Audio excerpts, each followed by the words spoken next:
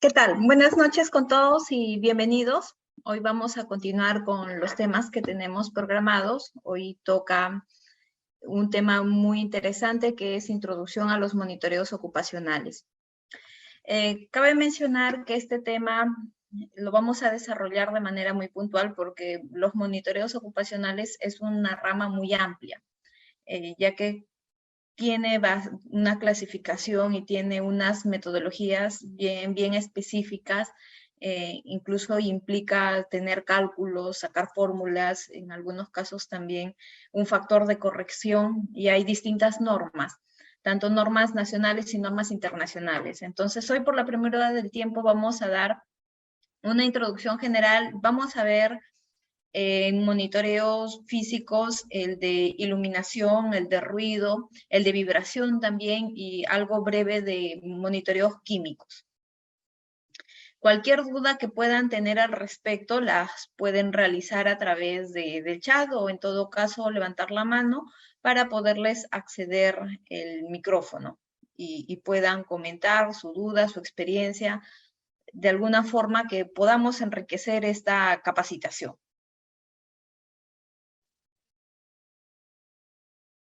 Bueno, como objetivos, nosotros tenemos dentro de esta capacitación el poder contribuir a sus conocimientos por parte de ustedes acerca de la importancia que tienen los monitoreos en las organizaciones, ya que está normado y tenemos que cumplir, ya que el incumplimiento nos puede causar alguna sanción, alguna multa.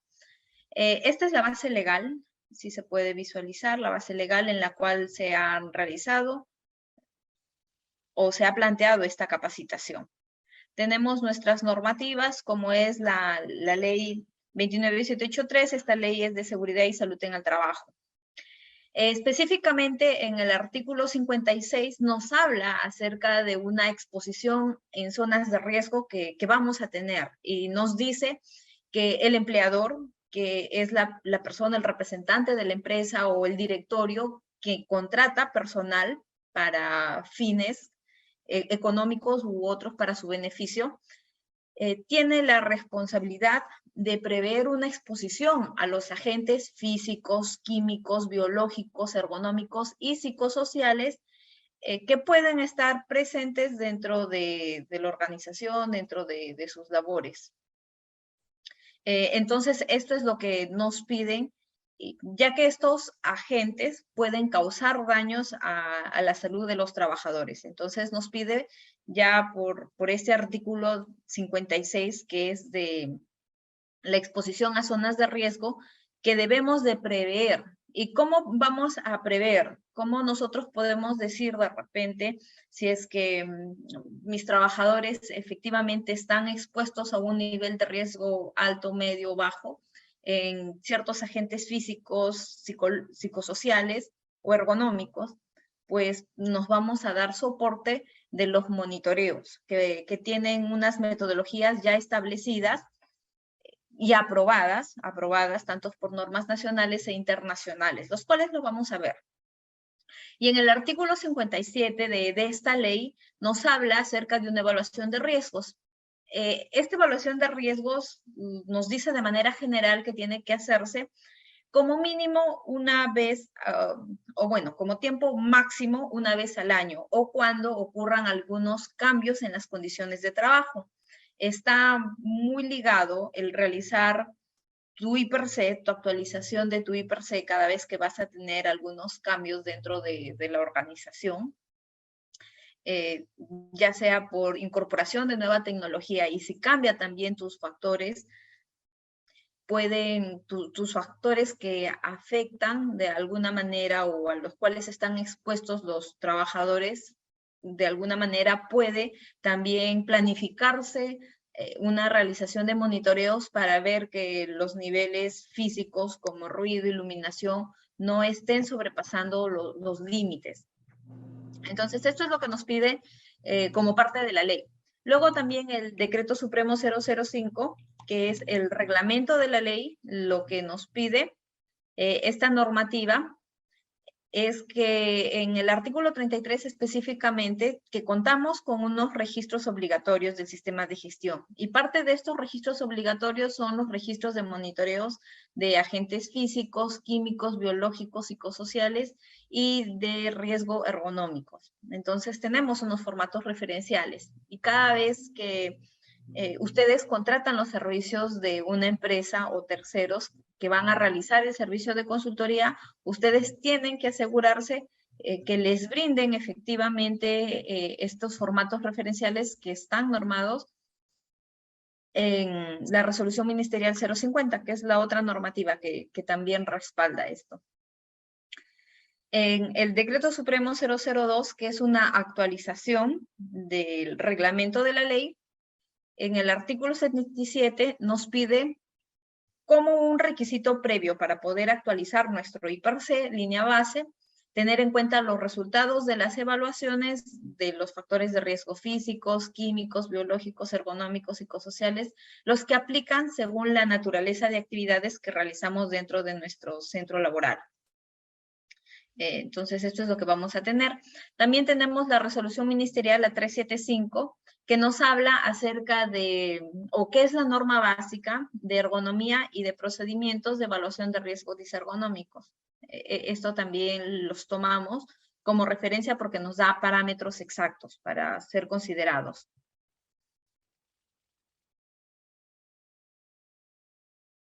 Bien. Aquí tenemos una pregunta, nos dice, en proyectos que tienen una duración de 150 días de ejecución, ¿están obligados a realizar estos monitoreos? Si bien es cierto, 150 días no es mucho tiempo, pero en realidad absolutamente todo trabajo que se debe realizar o que se va a ejecutar, por más de que dure un mes o dure 5 meses o 3 meses, nos piden que hagamos una evaluación de riesgos. Esta evaluación de riesgos va plasmada dentro de nuestro IPRC base y nos está pidiendo el Decreto Supremo 002 que para nosotros tener nuestro IPRC base para elaborarlo, para actualizarlo, debemos de tener los resultados de estas evaluaciones de factores de riesgo, físicos, químicos, biológicos, ergonómicos, psicosociales.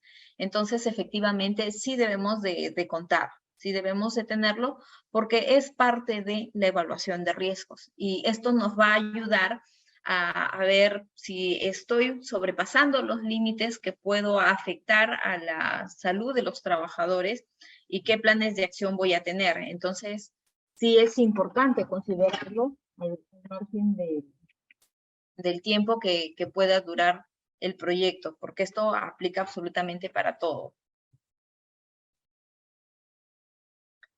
Bien, luego tenemos también otra normativa que es el Decreto Supremo 015-2005, que es el reglamento sobre los valores límites permisibles para agentes químicos en el ambiente de trabajo, que esto nos brinda el Ministerio de Salud. Y cuando entremos a ver los monitoreos de agentes químicos, vamos a profundizar un poco más sobre esta norma. Entonces, esta es nuestra base legal. Sobre estas normativas nacionales específicamente, es que se realizan los monitoreos, pero hay muchas metodologías que quedan un poco en el aire porque en nuestra normativa nacional no nos dicen cómo debemos realizarlo exactamente. Y es ahí donde nos apoyamos o nos damos soporte técnico. Bien, entonces, continuamos.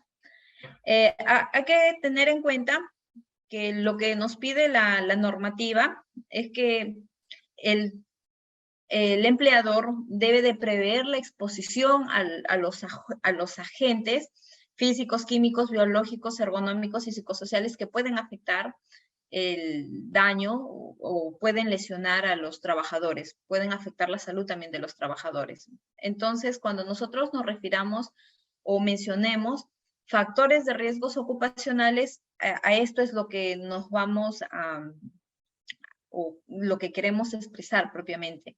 Un factor, entiéndase como la causa que nos podría de repente conllevar algún accidente de trabajo o alguna enfermedad ocupacional. Estos factores de riesgo, estas posibles causas que nos podrían ocasionar daños a nuestra salud, lesiones como trabajadores, se van a clasificar. Y esta clasificación las tenemos en la siguiente imagen. Podemos tener la clasificación de psicológicos, físicos, químicos, biológicos y desergonómicos. Los psicológicos pues son intangibles, a diferencia de los físicos que los podemos nosotros percibir por alguno de nuestros sentidos, son más tangibles. De igual manera, los factores de riesgo, los disergonómicos, los químicos y los biológicos también en algunos casos son imperceptibles a nuestros sentidos. Aquí tenemos algunos ejemplos de aquellos factores de riesgo físicos y también los químicos y los biológicos. Los físicos tenemos como el ruido que constantemente podemos estar expuestos en nuestra jornada laboral y que esta puede provenir de algún equipo o de algunos trabajos que se están haciendo o que nosotros realizamos esos trabajos al utilizar alguna maquinaria o alguna herramienta.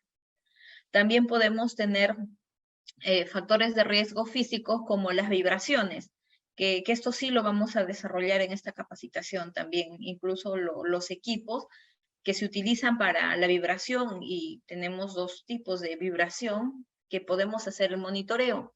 Uno de ellos es el vibración mano-brazo, cuando el trabajador utiliza alguna herramienta, algún equipo como la motoguadaña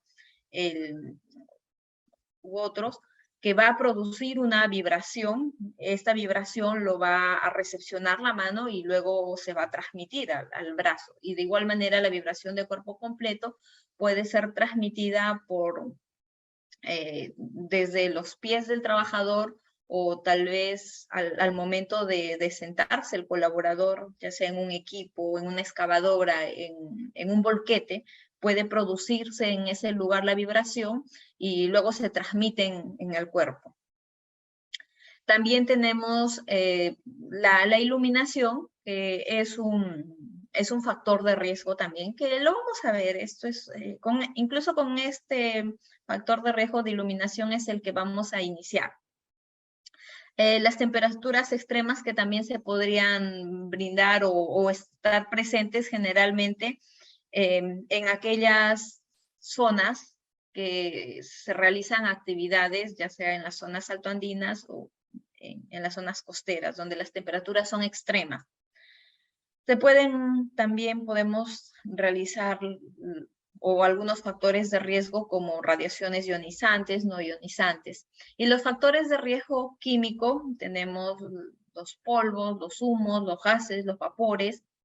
Y en factores de riesgo biológicos, como por ejemplo los virus que pueden estar presentes, las bacterias, los hongos también, algunos parásitos u otros microorganismos que pueden estar presentes en nuestra jornada laboral dependiendo del tipo de actividades que realicemos.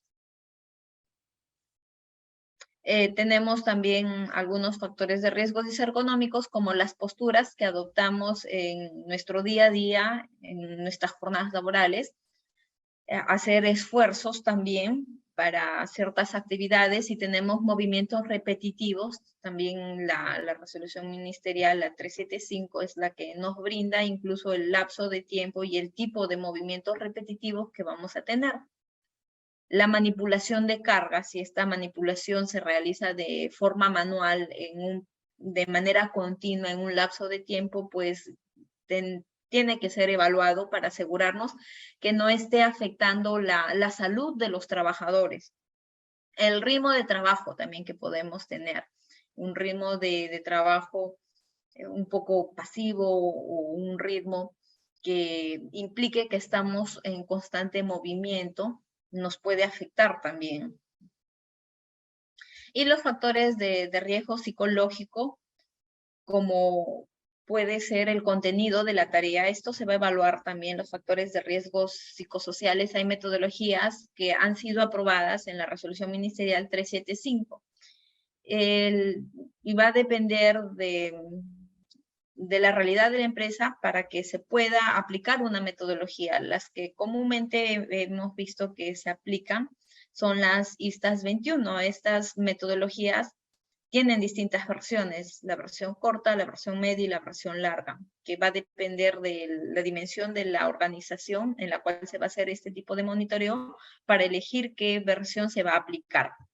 Y pues cada versión evalúa distintas dimensiones que están relacionadas al contenido de tareas, relaciones interpersonales que pueda tener el trabajador con su entorno laboral, la carga de trabajo mental también, si es que el grado de preparación de ese trabajador está acorde a las exigencias que se les está dando dentro de su trabajo, entre otros.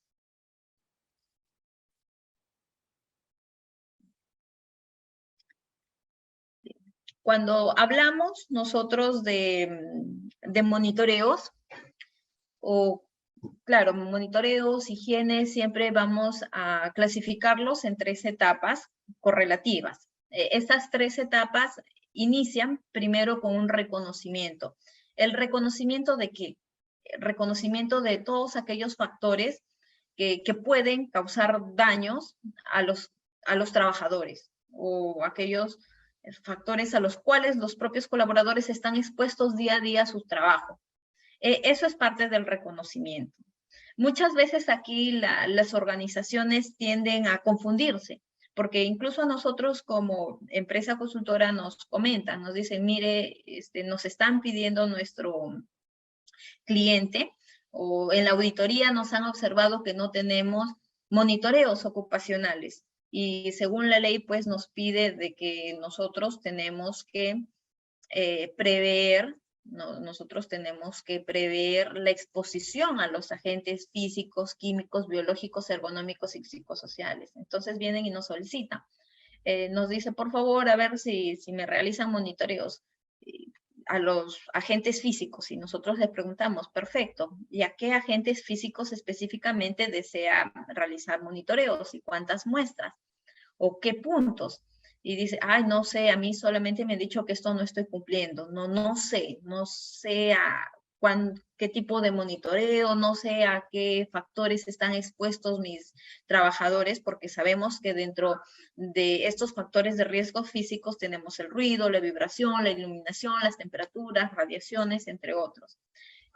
Cuando no se tiene bien claro, ese reconocimiento es donde suelen patinar, ¿no? Donde suelen confundirse, donde no saben si el ruido le aplica realizar los monitoreos o no le aplica, si corresponde hacer monitoreos de vibración, de iluminación, etcétera. Hay un desconocimiento. ¿Por qué? Porque no saben reconocer dentro de la organización a qué factores de riesgo están expuestos los trabajadores. Entonces partimos por ahí. Tenemos que saber identificar como gestores de seguridad, como ingenieros de seguridad, como supervisores o como propios trabajadores. Si nosotros somos parte del día a día, de las labores de la empresa, no es nuestra función, no está relacionada directamente al área de seguridad, pero sabemos que hay factores en nuestro entorno que nos pueden causar alguna lesión o alguna enfermedad ocupacional como trabajadores, entonces debemos de exigir y solicitar a nuestro empleador que lo realice. Y aquí viene otra cosa también. Entonces, nosotros brindamos una asesoría gratuita para lograr orientarles cómo van a identificar estos factores de riesgo. Pero en muchas veces esta asesoría que nosotros les brindamos es de manera virtual o por llamada telefónica, que no vamos a tener un igual desempeño, tal vez al estar de manera física en las propias instalaciones, que esto sería lo ideal. Y lo vamos a ver más adelante lo vamos a ver cuando vamos a realizar un monitoreo de iluminación o de ruido, cuántas muestras debemos de tomar, cuál es lo representativo, y eso lo vamos a ver, pero en algunos casos es necesario, sobre todo en organizaciones grandes, ir de manera presencial, de manera física, para poder evaluar y explicarles y darles la asesoría, recomendándoles parte de este reconocimiento para que se desarrolle los monitoreos. Bien, eso es importante. El otro punto, bien, ya tenemos, o ya he reconocido qué factores de riesgos voy a solicitar mis monitoreos, porque sea que están expuestos mis trabajadores por cada proceso, por cada área, por cada ubicación, por cada proyecto, etcétera, etcétera. Ya sabemos. Entonces pasamos al siguiente punto, que es la evaluación. En la evaluación ya es netamente la parte técnica del consultor, del especialista que va a realizar estos monitoreos. Y aquí entra a tallar dos cosas. La primera es el tipo de equipo que va a utilizar. Vamos a ver más adelante, hay distintos equipos y hay equipos que están normados.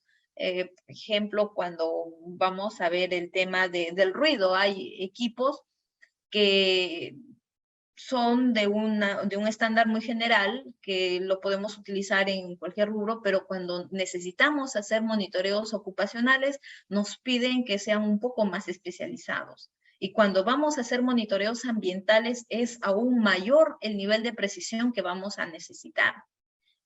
Y esto es básico, porque si nosotros como gestores de seguridad desconocemos el tipo de equipos que se tienen que utilizar, el nivel de precisión también que deben de tener, nos pueden engañar alguna empresa consultora que va a realizar monitoreos, que no tiene los equipos adecuados, que posiblemente desconocen acerca de estas normativas, nos pueden brindar un precio aparentemente muy competitivo, pero en realidad no nos van a hacer correctamente nuestros monitoreos. Y ahí está nuestra labor como ingenieros de seguridad, como gestores, como trabajadores, pues informarnos, capacitarnos y tener ese criterio para discernir y decir, oye, pero ¿por qué me estás dando estos resultados? ¿O por qué no estás analizando tal data?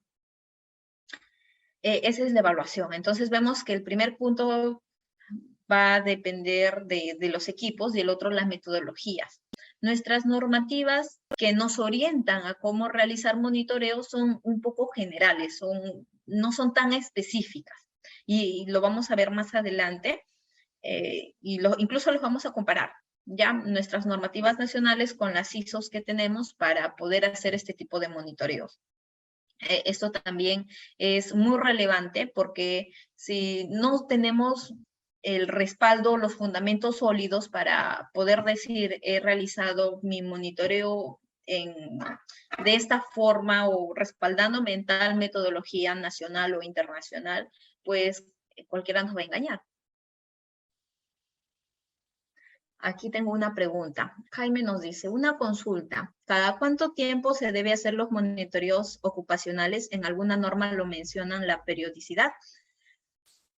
Efectivamente, eso lo vimos hace un momento y podemos regresar, Jaime, no hay problema. Mira aquí, cuando arrancamos con nuestro marco legal, verificamos este punto. Es el Decreto Supremo 002-2020, nos piden que son requisitos mínimos para elaborar o actualizar nuestro IPRC, contar con los resultados de las evaluaciones de factores de riesgo, físicos, químicos, biológicos, ergonómicos y psicosociales. Ahora yo les pregunto, ¿cada cuánto tiempo legalmente debemos de actualizar nuestro IPRC? Como máximo es una vez al año, correcto. Pero ¿y qué pasa si es que cambiamos las condiciones de trabajo, incorporamos nueva tecnología, cambiamos nuestros procesos? Tenemos que hacer otra vez una reevaluación de estos riesgos. Entonces, puede ameritar que volvamos a necesitar otro monitoreo porque ya cambiaron nuestras condiciones de trabajo, han cambiado, hemos incorporado nueva tecnología que posiblemente aumentó los niveles de ruido, disminuyó el nivel de iluminación, aumentó la carga laboral, la fatiga de los trabajadores, etcétera, etcétera, etcétera, etcétera. Eso es lo que nos piden. Bueno, nos piden los monitoreos ambientales. Los monitoreos ambientales es un tema un poco más amplio que lo vamos a intentar programarlos para dictarlos también, porque esta capacitación son netamente de seguridad, pero tenemos una gama de capacitaciones que involucra también calidad, medio ambiente, antisoborno, seguridad de la información, tenemos el VAS también, Y bueno, dentro del tema ambiental vamos a ver la posibilidad si incluimos el tema de monitoreos también, y ahí se les va a dar mayor detalle. Entonces, continuamos. Ya, perdón, voy a repetir lo que les estaba comentando, ¿ya? Hablamos de que para la evaluación son dos factores importantes. La primera son los equipos y la segunda es la metodología que va a utilizar. Para nosotros asegurarnos de la metodología que van a utilizar, pues tenemos que revisar siempre el CV de la persona, del monitorista, que va a recoger o va a procesar los datos, porque ahí nosotros vamos a ver sus cursos de especialización, de formación, qué experiencia tiene realizando monitoreos, y también tenemos que cuestionar los informes o incluso en las propias cotizaciones. Nosotros como consultores tenemos la particularidad de que cada vez que enviamos una cotización o una propuesta, especificamos las metodologías sobre las cuales nos vamos a basar para poder realizar ese tipo de monitoreo. Y creo que eso es importante que ustedes soliciten a cualquier empresa que van a contratar para que realicen sus monitoreos. Oye, ¿y con qué metodología me vas a evaluar? ¿Por qué? ¿Por qué no la otra metodología que me está proponiendo tal vez la otra empresa consultora? Y eso tienen que ustedes preguntarlo porque es parte de evaluar a sus proveedores. Y lo otro son los equipos, que ya los vamos a detallar más adelante. Y una vez que ya la evaluación se realiza, que ya optamos por la empresa consultora, por los especialistas que van a venir, van a realizarnos nuestros monitoreos, pues se ejecuta estas actividades.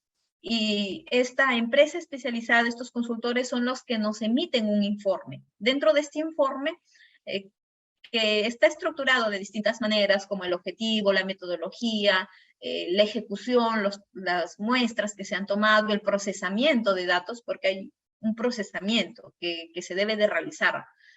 Luego vienen los resultados. Después de estos resultados vienen las conclusiones y las recomendaciones.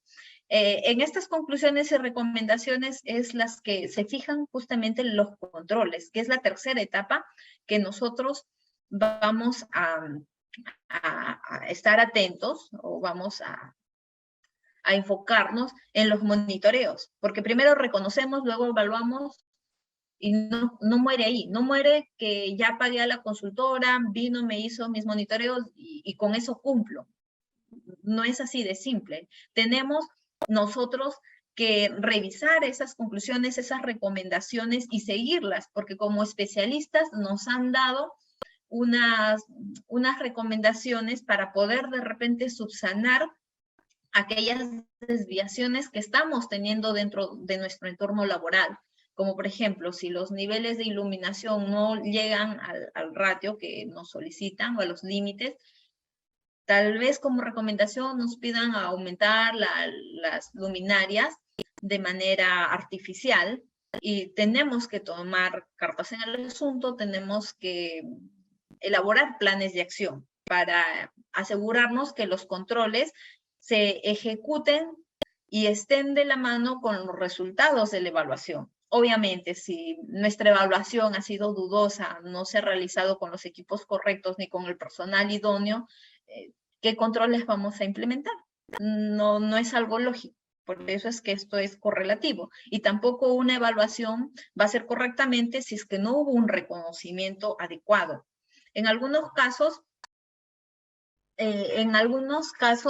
el reconocimiento se brinda de la siguiente manera, ¿ya? O lo que a nosotros nos pasa también como empresa.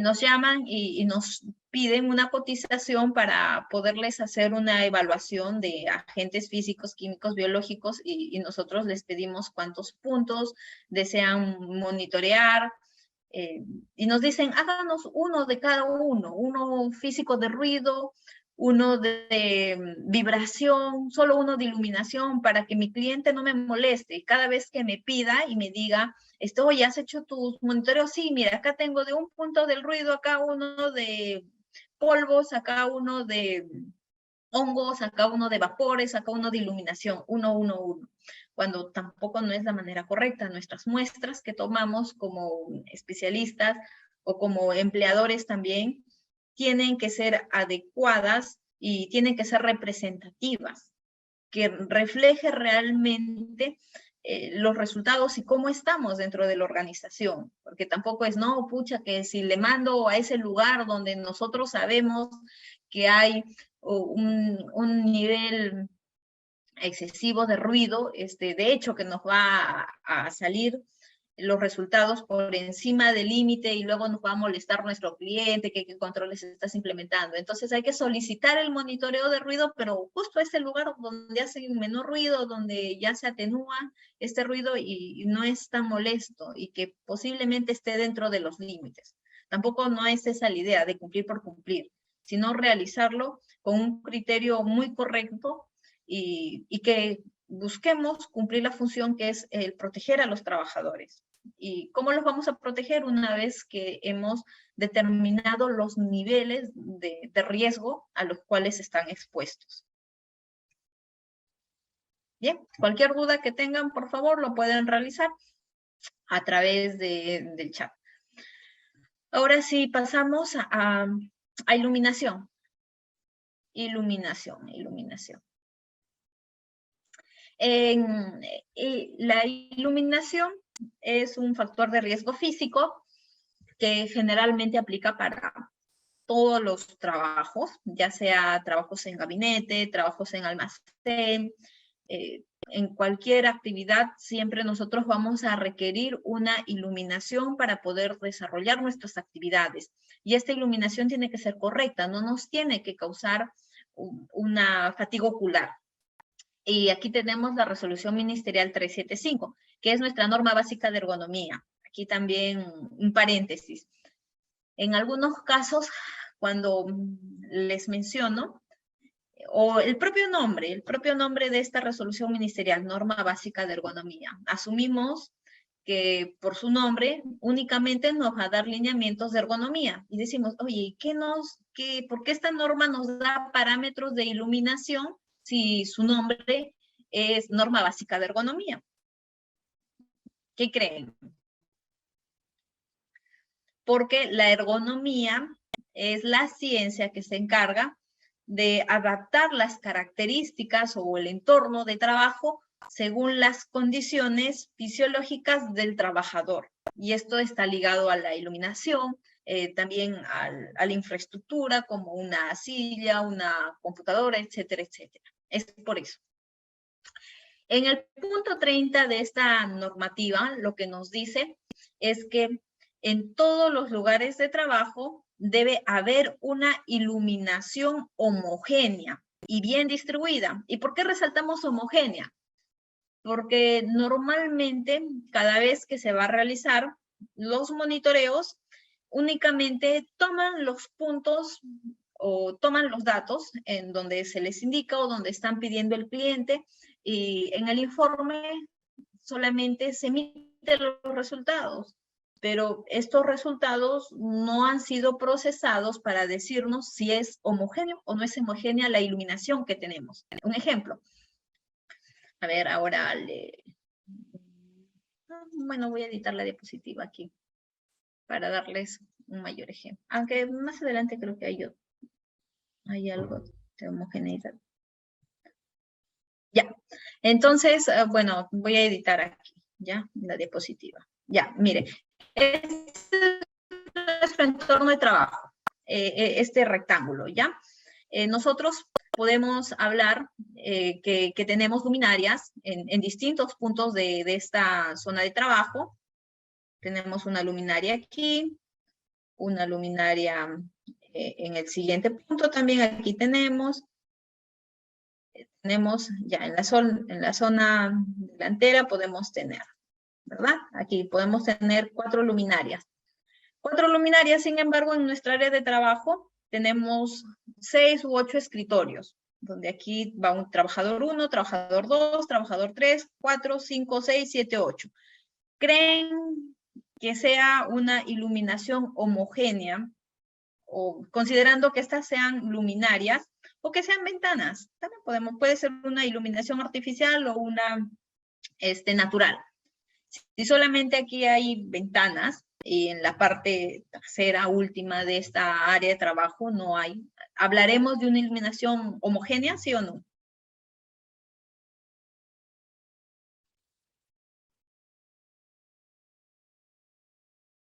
A ver, yo creo que no, nos dice Cristian. Exactamente, Cristian.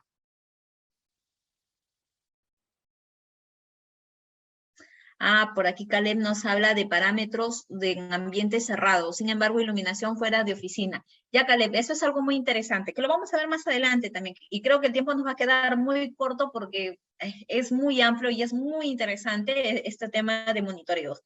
Pero lo vamos a ver más adelante tu pregunta, Caleb.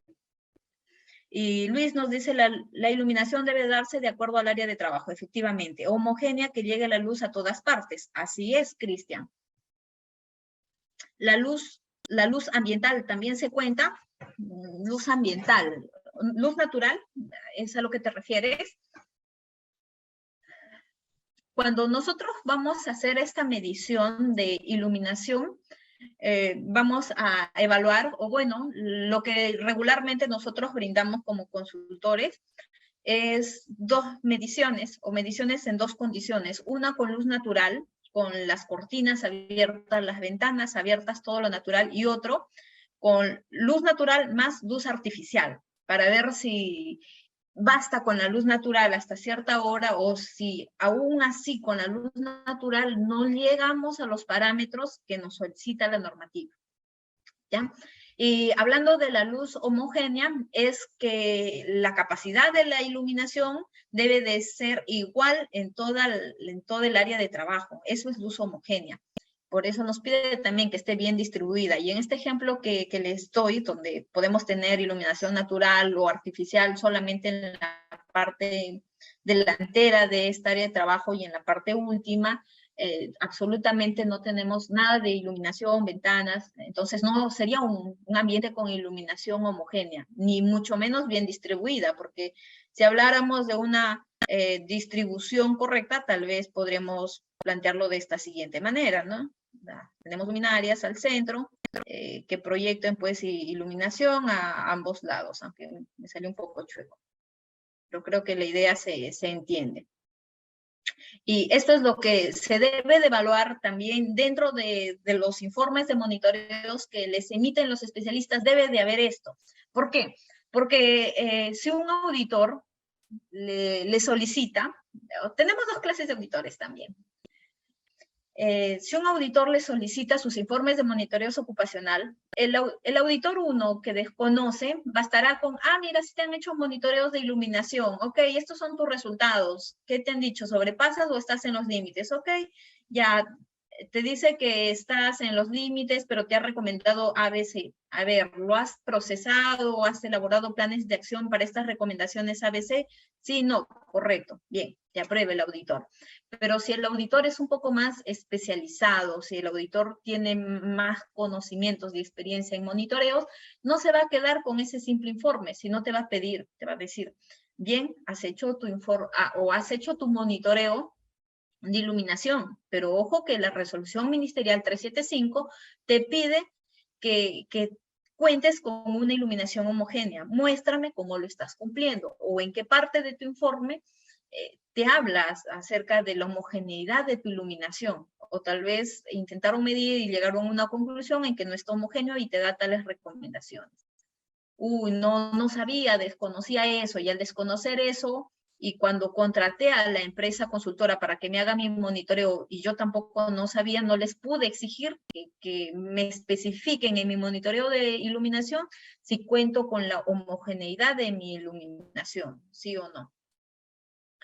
Entonces, no es solamente hacer monitoreos por hacer al postor más económico o contratando a los precios más competitivos, sino asegurarnos de a la empresa que vamos a contratar que realmente conozca el tema y que los resultados que me van a brindar cumplan al menos con los requisitos mínimos que nos pide nuestra normativa legal, porque si no nos van a observar en una auditoría, sobre todo los auditores que conocen más acerca de monitoreos. nos pueden echar abajo un monitoreo que se ha realizado. Y ahí vendrán, ¿no?, las responsabilidades. ¿Quién es el gestor de seguridad? ¿Por qué no verificaste que el informe contara esto? Porque si no cuenta con lo solicitado, pues posiblemente vas a tener que volver a hacer otra vez otro monitoreo. A ver, bien, ¿qué más? Los niveles de iluminación que se deben de observar en los lugares de trabajo, aquí tenemos, esta es la tablita que nos brinda la resolución ministerial 375, en la cual nos dice qué tarea pueden realizar, el puesto de trabajo relacionado y los looks que deben de tener. Estos looks es una unidad de medida que también los vamos a ver más adelante en la identificación. Ya es muy interesante porque a veces confundimos los términos también. Y aparte tenemos otra normativa. Esta normativa, que es el Decreto Supremo 00798-SA, es el reglamento sobre vigilancia y control sanitario de alimentos y bebidas. Y nos brinda niveles de iluminación también, pero no está nada relacionado a la salud ocupacional. Esto está relacionado al grado de iluminación que debe de tener las zonas en las cuales se van a de repente a elaborar algunos alimentos, algunas bebidas, para que se pueda detectar algo que vaya en contra de los estándares a seguir o por inocuidad. Bien, eso es la normativa que también tenemos. Y ahora vamos a ver la norma internacional, porque nuestra normativa legal, ya vimos, solo tenemos la resolución ministerial 375, y también me parece que la normativa de minería, el Decreto Supremo 024, también nos habla y nos da una tabla acerca de los parámetros de lux que debemos de tener según el puesto o la tarea que se realiza, que es muy similar a la resolución ministerial 375. Bien, Luis nos habla que los equipos de monitoreos deben ser calibrados. Así es, Luis. Entonces, continuemos. Aquí, en esta imagen, nosotros podemos visualizar algunas normas internacionales sobre las cuales vamos a complementar esos vacíos que nos deja nuestra normativa nacional al momento de realizar un monitoreo. Porque como profesionales, como especialistas, debemos de tener fundamentos sólidos para poder argumentar el por qué estoy haciendo de esta forma el monitoreo. Y si no lo encuentro esos fundamentos o no encuentro una indicación en cómo realizarlo en mi normativa nacional, pues me voy a dar un soporte en la normativa internacional. Y aquí tenemos la normativa cubana, por ejemplo, que nos habla de iluminación de puestos de trabajo, que es la ISO 8995. Tenemos aquí también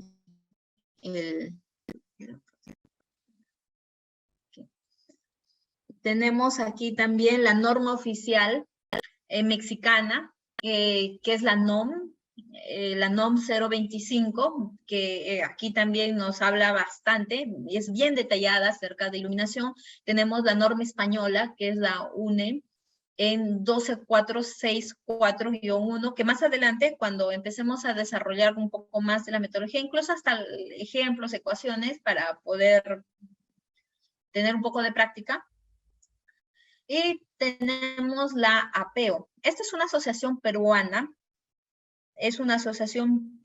de higiene ocupacional, que ha resumido acerca de todas las normativas nacional e internacional y nos ha brindado a los agentes físicos y la forma en que se debe de medir la exposición a la iluminación, tanto de manera interna y de manera externa, o en interiores o en exteriores.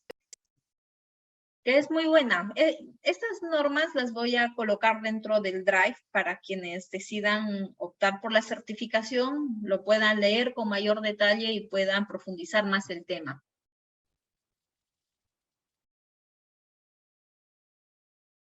A ver, aquí Caleb hace una pregunta. Dice, ¿con qué documentos del Sistema de Gestión de Seguridad y Salud en el Trabajo se podría corroborar la necesidad del monitoreo? Según el puesto de trabajo, solo se prioriza las actividades de alto riesgo o según la valoración del I/C, aquellas que tengan valoración alta. Va a depender mucho, Caleb, de los factores de riesgo a los cuales están expuestos tus trabajadores. Eso va a depender. Por ejemplo, si trabajan en un lugar cerrado, donde no hay iluminación natural, vas a tener que hacer monitoreos de iluminación. Si tus trabajadores hacen actividades en el turno noche, vas a tener también que realizar monitoreos a las zonas, a las áreas de trabajo en el turno noche. ¿Por qué? Porque las condiciones son distintas y de repente la iluminación artificial que cuentas no es suficiente. En cuanto a ruido, dependiendo de la fuente de ruido que va a estar produciendo las personas que están laborando directamente en ese puesto de trabajo u otras que interactúan o están en una zona cercana y que les puede afectar también este ruido que se produce en un punto exacto. Así, entre otras formas, debes de evaluar los factores de riesgos presentes en tu área de trabajo y qué puestos, qué trabajadores están expuestos a ellos y pueden generarse algunas lesiones o algunos daños lesiones a su salud o algunos daños personales. Eso tienes que considerar. Y en el tema psicosocial, pues sí, mínimo a un 70%, porque es algo que no lo podemos visualizar, es algo intangible, no lo podemos visualizar, no lo podemos palpar. Entonces, mínimo un 70% de tus trabajadores para poder saber si es que están con excesiva carga laboral, si tienen doble presencia, si tienen de repente un mal liderazgo, etcétera, etcétera. Esto es parte de una de las primeras diapositivas que mostramos, que era parte del reconocimiento. Reconoce en qué puntos necesitas hacer tus monitoreos. Luego evalúa o realiza tus monitoreos y luego controla según los resultados que te brindan estos monitoreos. Estas son las normas internacionales, ¿ya? Y ahora vamos a ver los conceptos. Estos conceptos son muy interesantes. Tenemos flujo luminoso, tenemos la iluminancia, tenemos el plano de trabajo y tenemos el deslumbramiento. Les pregunto, a ver, cuando hacemos un monitoreo, ¿qué es lo que medimos? ¿El flujo luminoso, la iluminancia, el plano de trabajo o el deslumbramiento? ¿Qué es lo que medimos? O ninguna de estas 4 opciones que están aquí. ¿Qué es lo que medimos cuando hacemos los monitoreos de iluminación? Para saber, debemos de conocer los conceptos. Y ahora vamos por acá. Cristian nos dice, en un monitoreo medimos el plano de trabajo. Monitoreo de iluminación. Bien. ¿Quién da más? ¿Quién da menos? Ahora vamos a dar la respuesta. Carlos nos dice la iluminancia. Jaime, la iluminancia. Ya veo, van ganando, van ganando. Así es. Medimos la iluminancia. Perfecto, muy bien. Y ahora les voy a explicar por qué. El flujo luminoso es la cantidad de luz que se emite por una fuente de luz en todas las direcciones. La unidad de medida de este flujo luminoso es el lumen. Ya que tenemos un ejemplo, voy a hacer un pequeño zoom para poder ilustrar de mejor manera el flujo luminoso. Esta es una fuente de iluminación, ¿verdad? Esta es una lámpara, tiene energía. Este flujo luminoso es toda esa cantidad de luz que lo está emitiendo esta fuente. Puede ser en distintas direcciones, en una dirección, según el tipo también de luminaria que vamos a utilizar. Y aquí tenemos, la unidad de medida es el lumen, LM, lumen, es el flujo luminoso. Nosotros como monitoristas no medimos el lumen, nosotros medimos la iluminancia, ya lo vamos a ver más adelante. Pero aquí tenemos también algunos parámetros. Por ejemplo, una lámpara incandescente para señalización tiene un lumen, una lámpara para bicicleta 18 lumen, una lámpara incandescente de 40 watts 430 lumen. Aquí, ¿qué es lo que debemos de buscar nosotros? Si queremos ahorrar energía, debemos de buscar aquella luminaria que nos dé mayor lumen y que nos consuma menor energía, menor watts y mayor lumen. ¿Verdad? Eso es lo que debemos. Ahora vamos a ver el otro punto, que es de iluminancia. La iluminancia, justo lo que les estaba comentando, que es lo que medimos en los monitoreos, es esto.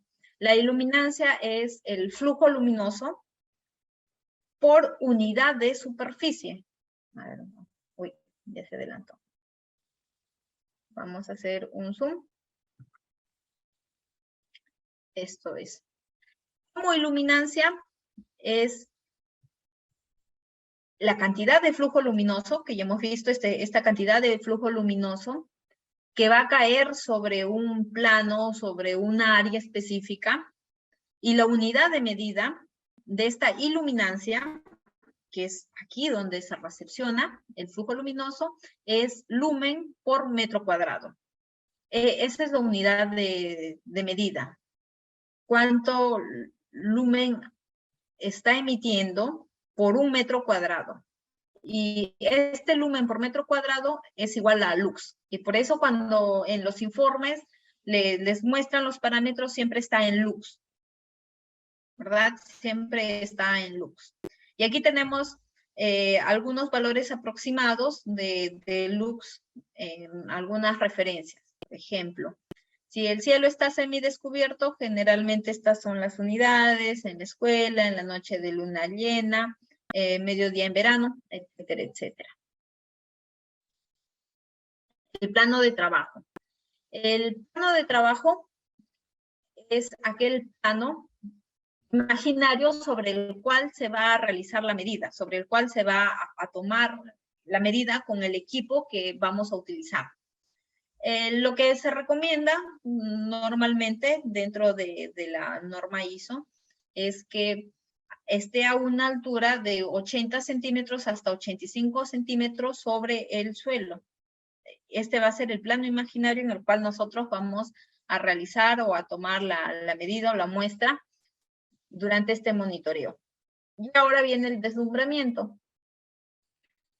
El deslumbramiento es un fenómeno que va a afectar nuestra capacidad visual debido, como en este ejemplo, a que hay un exceso de luminancia de una fuente exacta que está en diferente contraste con el entorno, y pues el ojo no se va a adaptar porque el entorno tiene una menor capacidad de luminancia a diferencia de esta fuente, y provoca que la retina reaccione causando molestias. Un claro ejemplo que ustedes lo habrán pasado al estar conduciendo o al estar de repente de copilotos es cuando ya son a partir de las 6 de la tarde hacia la madrugada, cuando el cielo va a oscurecer un poco, ya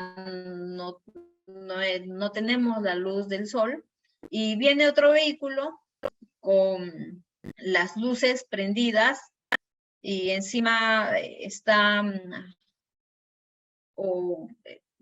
en una dirección frente a frente, va a causar el deslumbramiento. ¿Por qué? Porque nos va a causar a nosotros, que estamos como conductores, una fatiga ocular. ¿Por qué? Porque esta iluminación provocada va a ser distinta al entorno, que generalmente es menor.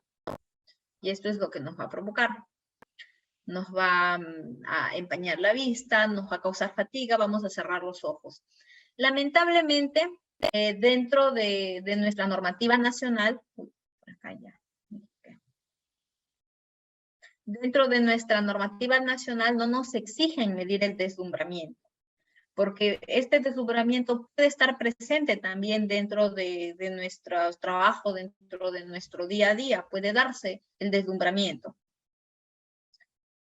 Aquí tenemos ejemplos en trabajo en gabinete, tipos de deslumbramientos que podemos tener. Uno, el deslumbramiento directo, que es el que hablamos.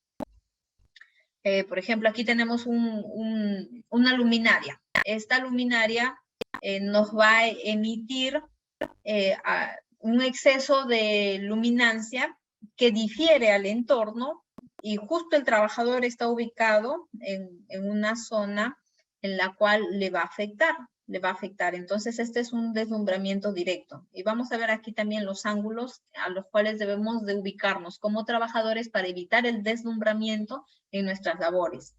Y luego tenemos también el deslumbramiento indirecto, que este deslumbramiento posiblemente lo han pasado también cuando utilizan sus laptops y se ubican de la siguiente manera. Aquí está mi laptop y aquí tengo la ventana, ¿verdad?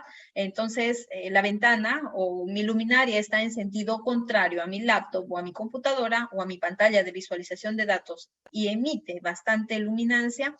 Lo que va a hacer es que haya un reflejo hacia nuestros ojos y nos va a causar fatiga. Este es el deslumbramiento indirecto. Podemos tener el directo, que va directamente a nuestros ojos, y el indirecto, que se refleja a través de la pantalla. No tenemos normativa que nos exija, pero ya todos lo conocemos. La normativa nacional no nos lo exige, pero sin embargo, tenemos parámetros y tenemos también una Comisión Internacional de Iluminación en la cual nos habla acerca de los parámetros que debemos de tener o de iluminancia, ¿verdad? Y aquí, esto es lo que les comenté hace un momento. Para nosotros hablar de deslumbramiento va a influir bastante la ubicación de las lámparas, de la luminaria, que nos puede provocar a nosotros deslumbramiento o que no nos puede provocar deslumbramiento directo o indirecto. Por ejemplo, si nosotros estamos ubicados así como en esta imagen, realizando nuestro trabajo día a día, y la luminaria está ubicada en una parte delantera nuestra, y ya hay un grado de 25, bueno, hay un ángulo de 25 grados en el cual se genera la iluminación o está esta lámpara a nuestros ojos, pues hay una zona de deslumbramiento incómoda. Si hay menor grado, que es 22, va a ser molesto. Si hay 19, va a ser cómodo. Y si es menor a 16 grados, ya va a ser bueno. Y lo correcto es que la iluminación artificial que se coloque o las lámparas estén en un ángulo de 45 grados, partiendo desde una zona vertical, para que no nos pueda causar deslumbramiento ni fatiga ocular. Ahora vamos al siguiente. Ya hablamos acerca de conceptos básicos. Ya hablamos acerca de qué es el flujo luminoso, la iluminancia, el plano de trabajo y el deslumbramiento. Ahora yo les pregunto a ustedes, ¿cómo determinamos cuántos puntos vamos a muestrear en un área de trabajo? ¿Cómo determinamos? ¿Cómo creen? Acuérdense que aquí también va el concepto de verificar que nuestra iluminación sea homogénea y bien distribuida dentro de un área. Aquí tenemos, bueno, Jaime nos dice de acuerdo a los puestos de trabajo. Aquí tenemos una norma que es la mexicana, porque nacionalmente como peruanos no tenemos ninguna norma que te diga, vas a tener que considerar por cada puesto de trabajo una muestra o una toma de muestra, o vas a medir en su escritorio o en su puesto de trabajo, vas a tener que monitorear la iluminación. No te dice. Te dice que realices monitoreos de iluminación, sí, pero no te dice cómo determinar el número de puntos a muestrear por área de trabajo. No nos dice. Sin embargo, la normativa que nos da algunas luces de cómo determinar con un fundamento sólido es la NOM 025, que es la norma mexicana. En esta norma mexicana nos habla de una constante de salón. Esta constante de salón, o constante de área, mejor de área, para entender todos más, esta constante de área de trabajo va a ser la letra K. Y luego viene el A y el B, que son las dimensiones del área de trabajo en la cual vamos a determinar cuántos puntos necesitamos monitorear. La letra A es la longitud del área de trabajo, la B es el ancho y la H la altura de esta área en la cual vamos a realizar monitoreo.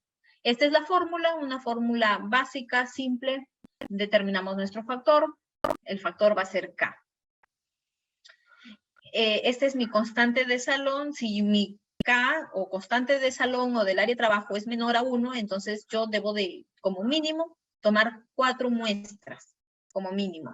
Si mi constante de salón o de área de trabajo está entre 1 y menor a 2, 1.9, 1.95, debo de tomar como mínimo 9 puntos de medición. Y si esta constante va de 2 hasta menor a 3, 16. Y si es mayor a 3, 25 muestras como mínimo. Esto es lo que nos pide o nos da luces acerca de la normativa que respalda en cómo vamos a determinar los puntos para monitorear por iluminación. Sin embargo, nacionalmente no tenemos, pero aquí también, cuando realizan una auditoría o una fiscalización o viene la autoridad inspectiva a ti como empresa y te pide tu informe de monitoreo, si te preguntan y te dice, ¿y por qué en esta área de trabajo que es bien amplia de tal medida, por qué únicamente han considerado realizar el monitoreo de un punto? Es que es el presupuesto, porque nos cuesta caro, porque en realidad eso es lo que va a primar generalmente. Va a primar el que me cuesta caro y que vengan a hacerme un monitoreo solo por cumplir la ley en 1 o 2 puntos como máximo. Cuando en realidad hay un sustento en el cual deberíamos de guiarnos o tomarlos como referencia. Y lo otro es, como nos comentó nuestro compañero, que es un término medio, no está normado, no hay una norma internacional que la respalde, pero sí he visto monitoreos en los cuales se guían por número de trabajadores o por puesto de trabajo, que realizan una toma por cada puesto. Pero también como que no nos da una certeza o no tenemos un respaldo sólido para poder sustentar el por qué he optado por ese número de muestras. A ver, Rafael nos dice, ¿esa evaluación de puntos a medir sería para ver la iluminación de todo el área de trabajo o también dicha evaluación es la iluminación en el puesto de trabajo? ¿Qué creen ustedes? Estos monitoreos es para ver si la iluminación es homogénea, si está también bien distribuida, y quienes laboran en esta área van a ser los trabajadores. Entonces, si nosotros hacemos un monitoreo en el área correctamente, según los puntos que nos brinda, vamos a poder determinar estos factores y a esto están expuestos los trabajadores. Entonces, va a ayudarlos de alguna manera. Y va a brindar y va a servir para ambos puntos, tanto para el área de trabajo y también para las condiciones sobre las cuales los colaboradores están realizando sus trabajos.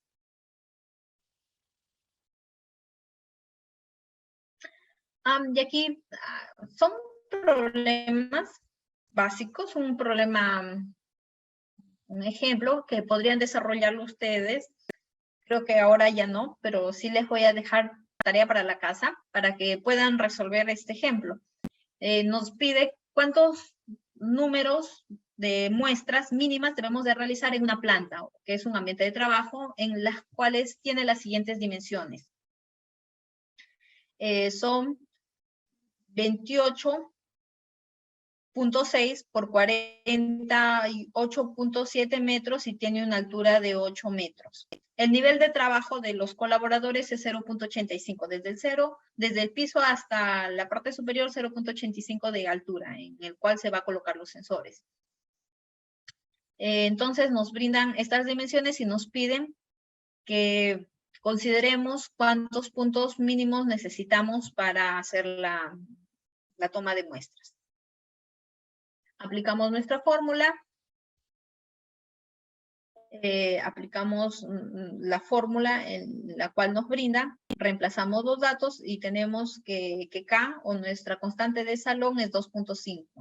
Al ser 2.5, necesitamos un número mínimo de muestras de 16 puntos para este ejemplo. Así podrían darse otros ejemplos más. Equipos de medición. ¿Qué equipos necesitamos para nosotros para medir o monitorear este factor? Tenemos los luxómetros.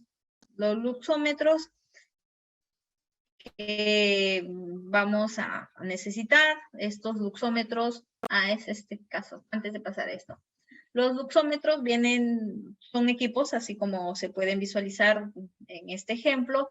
Este es el equipo, el display, y este es el sensor, el fotosensor. Este fotosensor debe de estar con una tapa para proteger el sensor, y antes de realizar la medida debemos de taparla y asegurarnos que el equipo esté prendido y que figure en 0. Eso es como una validación o una verificación de que el equipo está funcionando correctamente.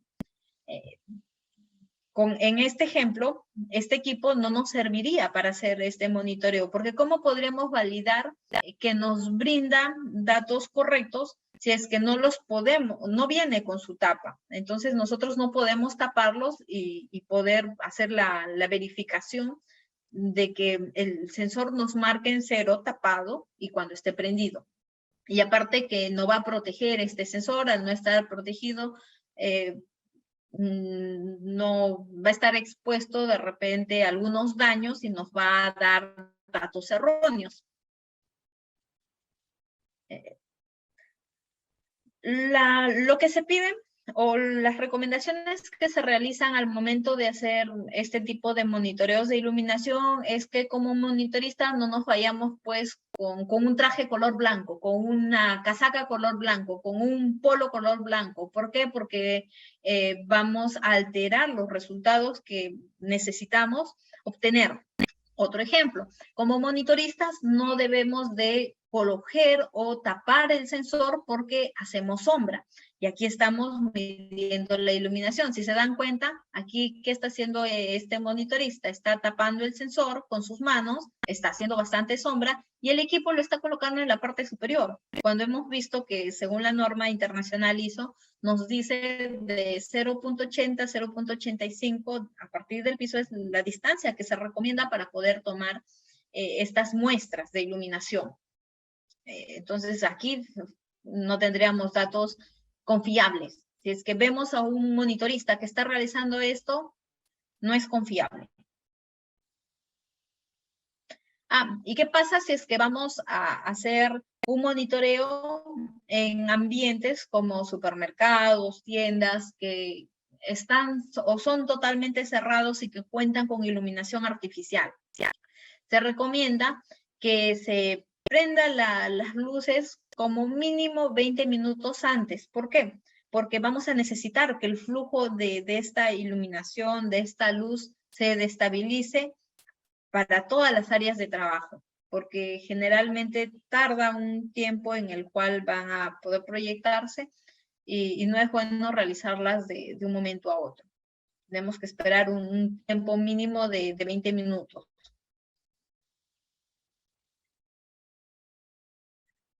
Y ahora vamos a ver otro ejemplo acerca de la iluminación promedio. Esto es para nosotros saber cuál es el nivel promedio que tenemos de iluminación dentro de un área de trabajo. Es una fórmula, de igual manera como en el caso anterior, en el cual nos dice que la iluminación promedio va a ser igual a 1 entre el número de muestras realizadas por la sumatoria o el promedio de el nivel de iluminación que se ha tomado en cada punto, el promedio. Y aquí tenemos algún ejemplo. calcular el valor promedio de iluminación para el siguiente ambiente de trabajo donde ya se ha realizado en esta área de trabajo. Ya se ha realizado tomas de muestras y estos son los datos que arroja. Acuérdense que para nosotros saber cuántos puntos tomar, tenemos que hacer unos cálculos previos. Entonces ya se hizo esos cálculos, se determinó que en esta área de trabajo deben de tener 9 puntos como mínimo muestreados. Entonces se ha tomado 9 puntos y estos son los resultados. Aquí tenemos 250 lux, 260, 350, 320, 295 lux, etcétera, etcétera. Y nos piden cuál es el valor promedio de iluminación de toda esta área de trabajo, porque tenemos distintos resultados, porque estamos muestreando en distintos puntos de esa área de trabajo. Aplicamos nuestras matemáticas profundas con esta fórmula para poder dar una respuesta. Y aquí está la solución. Se aplica la fórmula y tenemos que es 295 lux, que es el promedio de iluminación en esta área de trabajo. Ahora vamos a ver el factor de uniformidad. Cuando nosotros vamos a decir que los niveles de iluminación son uniformes dentro de nuestra área de trabajo. Aquí tenemos lo que nos dice. Vamos a aplicar estas siguientes fórmulas. Estas fórmulas las vamos a tener en cuenta.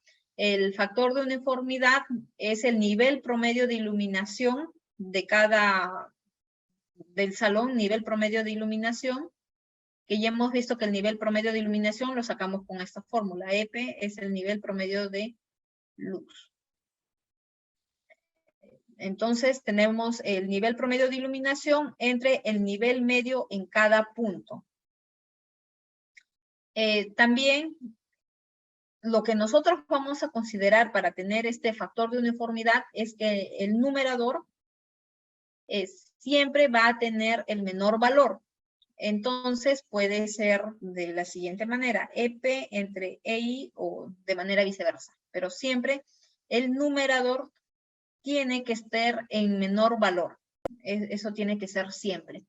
Y cuando nosotros tenemos un ratio entre 0.67 a un valor de 1, y cuando el 75% como mínimo del total de muestras que hemos tomado se encuentran dentro de este rango, nosotros podemos decir que efectivamente el nivel de iluminación de esta área o de esta zona de trabajo es uniforme. Si no cumple con esto, pues diremos que no es uniforme.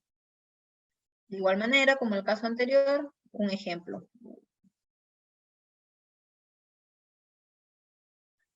Aquí nos pide determinar los niveles de iluminación si son o no son uniformes. Es decir, si hay una adecuada distribución de la luz. Este es el área de trabajo. Se ha tomado 9 muestras y esto es los datos que nos da por cada punto muestreado. Aquí nos da 180 lux, 270, 295, 300 y 400 lux.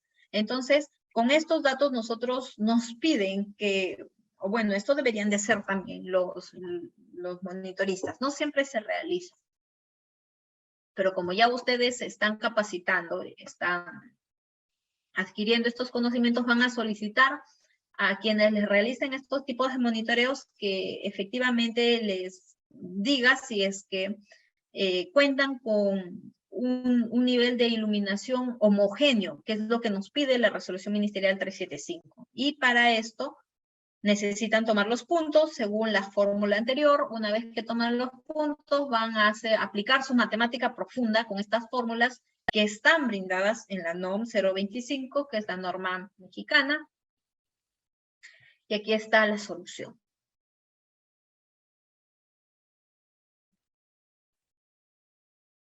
Bien, aquí está. Por cada punto nosotros vamos a tener que hacer nuestros cálculos. Por ejemplo, aquí tenemos el 180 que vamos a sacar. Aquí tenemos. Y vamos a hacer nuestros siguientes cálculos. Sacamos primero el EP. Para sacar el EP, que era el nivel promedio de iluminación, aplicamos la fórmula anterior, que es la suma de todos los puntos muestreados entre el número de puntos muestreados. Entonces sumamos todos entre 9 y nuestro EP es 295. 295. Y aquí, si se percatan, en algunos casos 295 va como denominador y en otros como numerador. ¿A qué se debe? A que el numerador siempre tiene que ser el menor valor. Entonces, en algunos casos, nuestro EP va a estar como denominador y en otros como numerador. Y esto lo vamos haciendo. Por ejemplo, acá nuestro EP 195 estaría abajo. 180 entre 195. Aquí estaría como numerador. ¿Por qué? Porque es menor que 270. Y aquí, de igual manera, 295 es mayor, entonces estaría como numerador. 295 es menor, como numerador. 295 es mayor, estaría aquí como denominador. Y así vamos sacando nuestro factor. Sacamos todos nuestros factores y aquí tenemos los resultados. 0,61, 0,95, tenemos nuestros resultados. Y acuérdense que para nosotros decir si este ambiente es homogéneo o no es homogéneo, mínimo el 75% de estos puntos tienen que estar en el rango de 0.67 a 1. Por aquí Judith nos pide que volvamos a repetir del numerador y denominador. Ok. Acuérdense, volvemos entonces con el ejemplo, ¿ya? Acuérdense que en este ejemplo nos piden que determinemos cuál es el factor, o nos dicen, determina si esta área de trabajo tiene niveles de iluminación que son uniformes, sí o no. ¿Y cómo vamos a decir? Pues tenemos una norma que nos da los parámetros, pero para nosotros hacer los cálculos hemos necesitado tomar muestras o medir con el equipo en cada punto. ¿Cómo determinamos el número de muestras? Ya lo hemos visto anteriormente, que también es un cálculo matemático. Entonces, bien, según ese cálculo matemático, para esta área de trabajo necesitábamos tomar 9 muestras.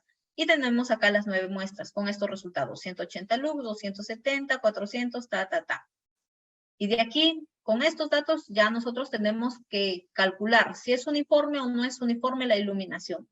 Para esto vamos a aplicar la fórmula, que es esto. El factor de uniformidad es igual a EP. El EP es el nivel promedio de iluminación. Nivel promedio, saca un promedio. ¿Cómo sacas el promedio? Sumas todos estos datos, que son 9, 180 más entre 9.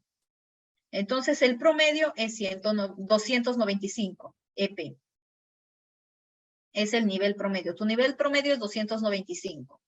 Entonces, para sacar el factor, vas a aplicar esta fórmula o esta fórmula. ¿De qué va a depender que el EP vaya arriba como numerador o que vaya abajo como denominador? De la siguiente regla. Siempre el numerador estará en un nivel menor. O sea, el numerador siempre tiene que ser menor. Pasamos a hacer estos ejemplos. En este caso, esto es 180, mi EP es 295. Entonces, el numerador tiene que ser menor. Entonces, el 285 estaría abajo, ¿verdad? 180 entre 295. En el siguiente ejemplo, que es de 310. 310 es mayor que 295, entonces el menor siempre va arriba, como numerador. Entonces, mi EP será 295 entre 310. ¿Ves? Y así vamos calculando todos estos datos y tenemos nuestro factor de uniformidad por cada punto. Tenemos 9 factores de uniformidad. Perfecto, ya tenemos mis 9 factores. Y ahora con esos factores, para yo decir que mi ambiente de trabajo es uniforme o tiene un nivel de iluminación uniforme, como mínimo el 75% de estas muestras, de estas 9 muestras, como mínimo el 75% tienen que estar en estos ratios, de 0.67 a 1.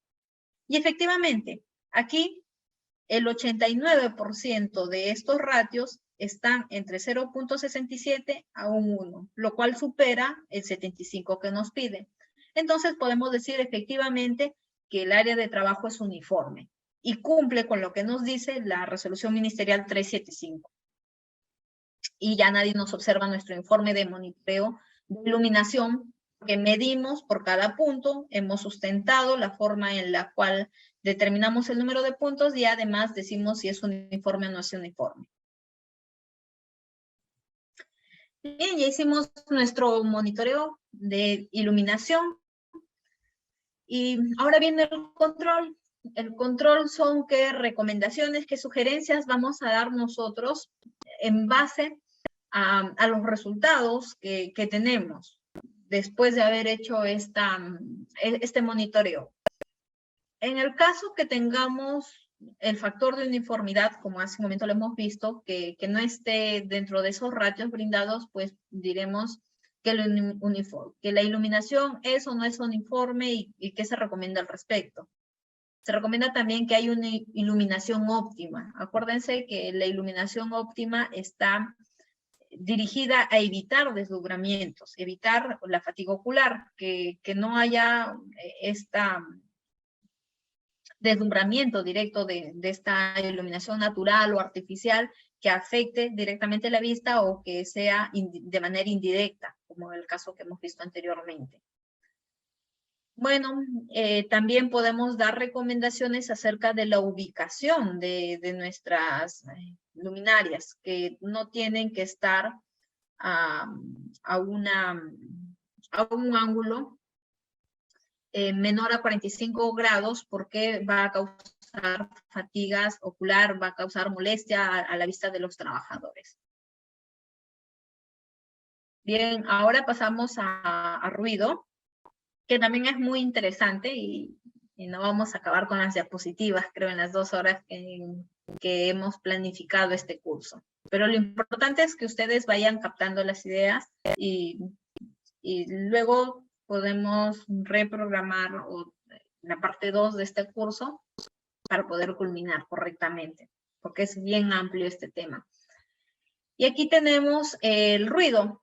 El ruido, en cuanto a nuestra normativa legal que tenemos, está la resolución ministerial 375, que es la norma básica de ergonomía, y también tenemos un anexo, una guía del Decreto Supremo 024 con su modificatoria del 023, que es el Reglamento de Seguridad y Salud Ocupacional en Minería.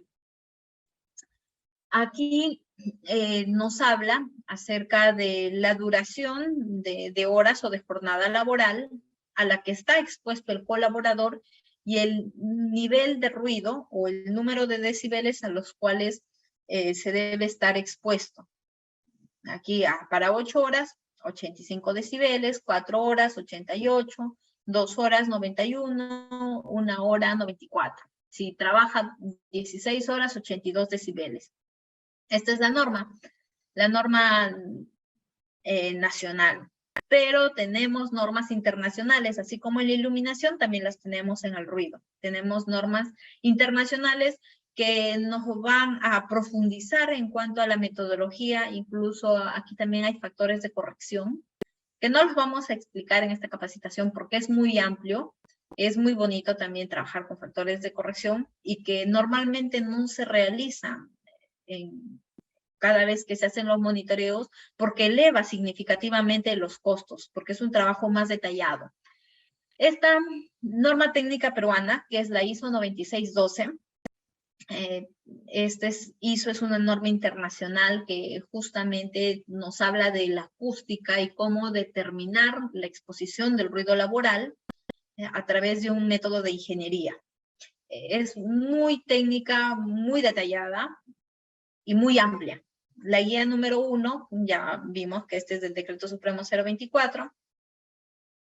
Y también tenemos el APEO, que es la Asociación Peruana de Higiene Ocupacional, en la cual también nos brinda la dosimetría y la sonometría para poder medir la exposición a ruidos ocupacionales por parte de los trabajadores. Ahora veamos qué efectos de los ruidos o cuáles son los factores de riesgo que nosotros vamos a encontrar en el ruido. Porque el ruido va a depender bastante de la presión sonora que genere. La presión sonora también, cómo lo vamos a medir, va a ser a través de sonómetros, el tipo de ruido que nosotros vamos a estar expuestos porque tenemos ruidos agudos, que la frecuencia va a ser más alta y que nos pueden afectar también de manera más significativa. El tiempo que estamos expuestos nosotros día a día en nuestra jornada laboral a esos ruidos y la edad que tengamos también es un factor clave, porque a mayor edad que tengamos, nosotros vamos a sufrir una pérdida de este sentido. Y esa pérdida se llama presbiacusia. Pero antes de ver esta presbiacusia que es producida por la edad, hay una hipoacusia que va a ser las consecuencias de la exposición que tengamos nosotros como trabajadores al ruido, siempre y cuando no nos hayamos cuidado, no hayamos controlado, no hayamos controlado estos niveles de ruido y nos hayamos expuesto de manera significativa, pues vamos a sufrir hipoacusia. La hipoacusia hay niveles, puede ser ligera, media, severa o profunda.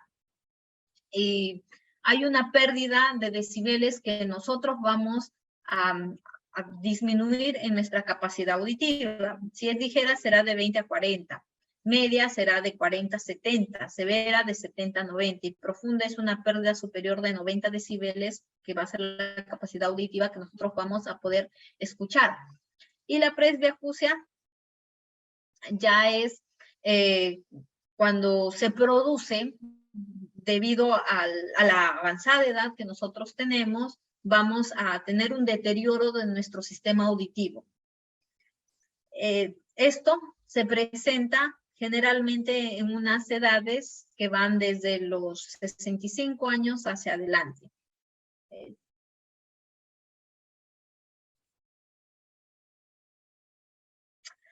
Y aquí tenemos un ejemplo de depresión sonora.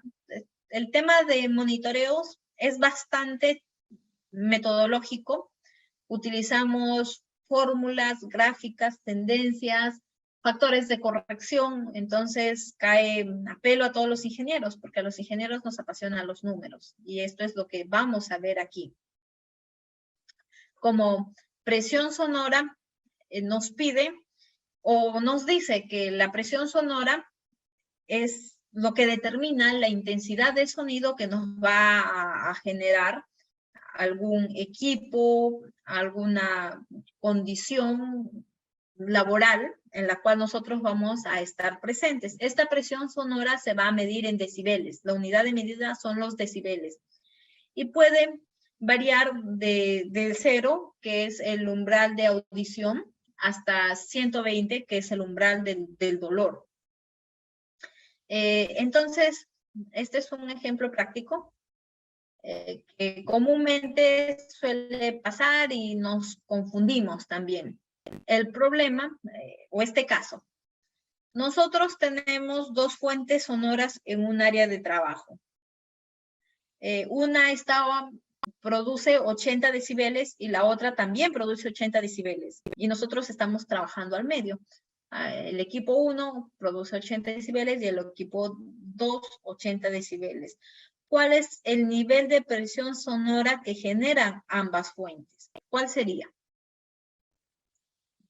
¿Será 80? ¿Será más? ¿Será menos? ¿Qué opinan? ¿Cuál será esa intensidad de sonido producida por estas dos fuentes sonoras que tienen 80 decibeles cada una? Para eso nosotros tenemos un método que nos dice lo siguiente. Para nosotros determinar ese aumento de presión sonora, primero tenemos que decir cuál es la diferencia, entre presiones sonoras. En este ejemplo, ambas fuentes tienen 80 decibeles, entonces hay una diferencia de 0. Hay 0 de diferencia, ninguna es mayor, son iguales. Entonces, al ser 0 de diferencia de los niveles de los decibeles, el incremento que voy a realizar va a ser de 3. Y esta es la regla, ¿verdad? Esta es la escala y aquí está de manera escrita, numérica. Cuando hay una diferencia sonora de 0, voy a tener que agregar 3 al mayor número de decibeles. Si hay una diferencia sonora de 1, voy a tener que aumentar 2.6. Si hay de 2, 2.1. Si hay una diferencia sonora de 3, tendré que aumentar 1.8 al mayor. ¿Eso qué quiere decir? ¿Cuál será mi respuesta aquí? Será el nivel de presión sonora que generan ambas fuentes será 83 decibeles. ¿Por qué? Porque tengo que aumentar 3 decibeles porque la diferencia entre niveles es 0. 0 corresponde 3. Acá diferencia sonora 0 entre las dos fuentes. ¿Cuál es el factor que voy a agregar al mayor número? Es 3. Entonces 80 más 3 son 83 decibeles la presión sonora.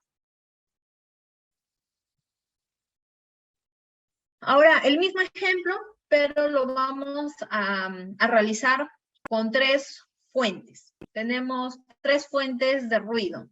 Un tractor que tiene 120 decibeles, un camión que produce 101 decibeles y un rompepavimentos que produce 117 decibeles. Ahora nos pide que determinemos cuál es la presión sonora equivalente en dicho punto. La forma en la cual nosotros vamos a trabajar aquí es, empecemos a ordenar.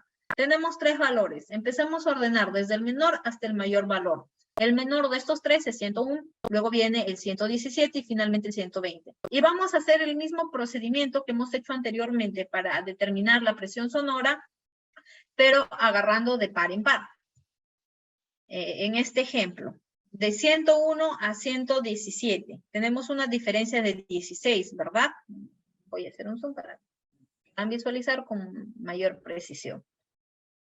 Aquí tenemos una diferenciación de la presión sonora de 16 decibeles. Entonces vamos a nuestro cuadro.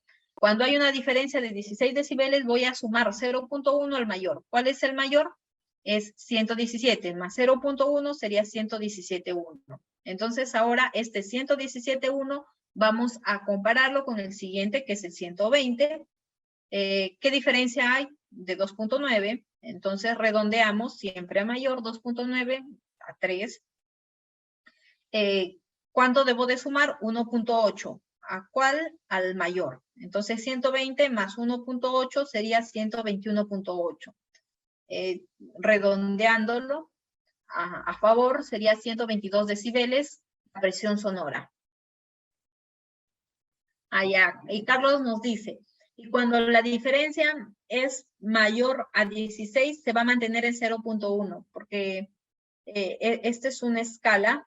A ver, aquí la vimos. No, aquí está. Esta es una escala en la cual no va a interceptar con la parte de abajo. Esto es continua. Entonces, por más de que sea la diferencia mayor a 16, se va a mantener en 0.1. Así sea más de 16, 17 decibeles la diferencia, vamos a aumentar 0.1. Esto se mantiene.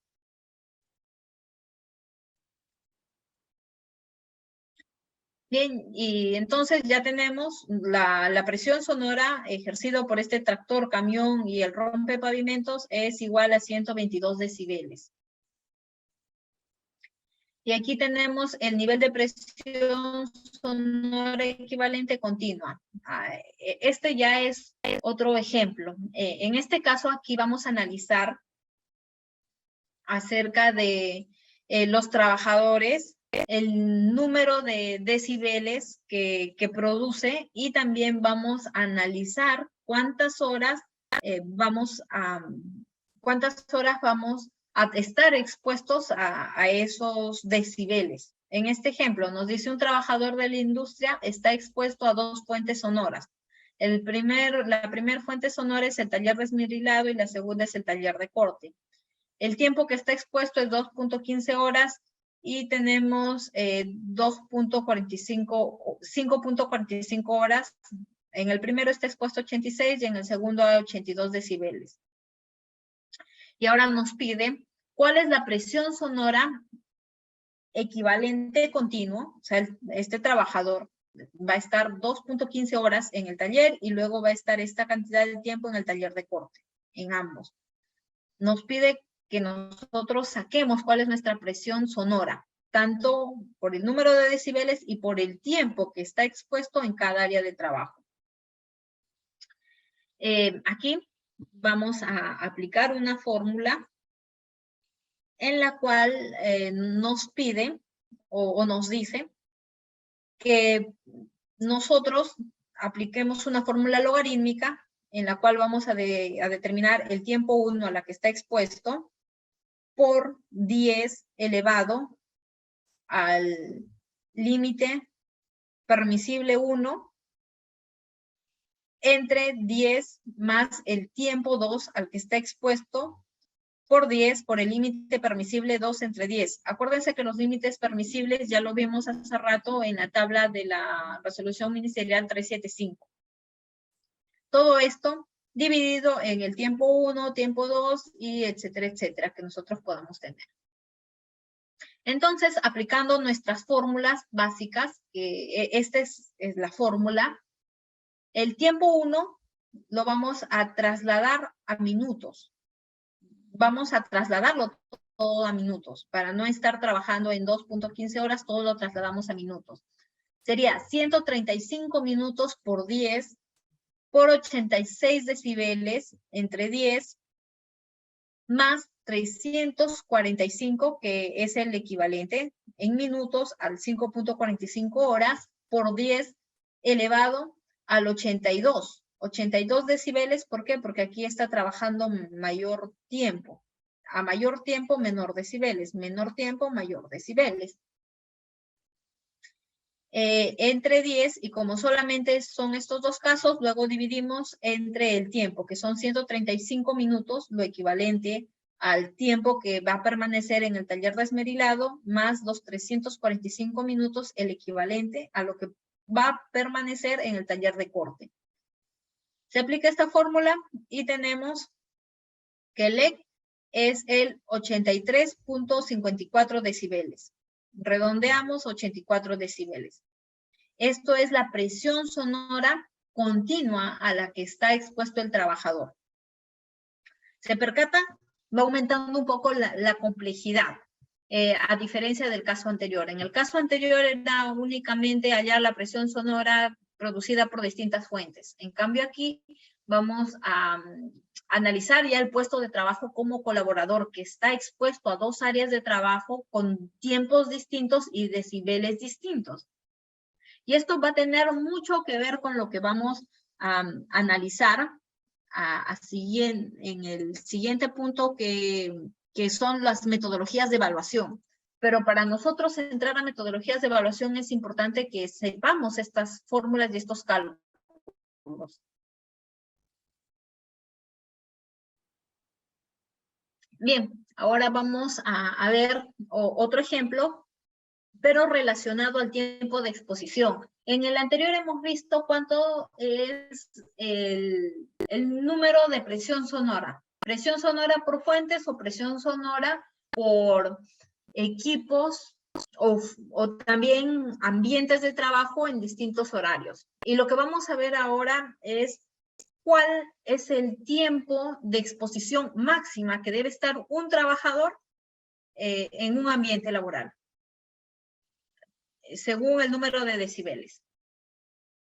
Este ejemplo, que incluso les puede pasar a ustedes, se van, hacen un monitoreo y en el monitoreo sale que ese ambiente laboral tiene 96 decibeles.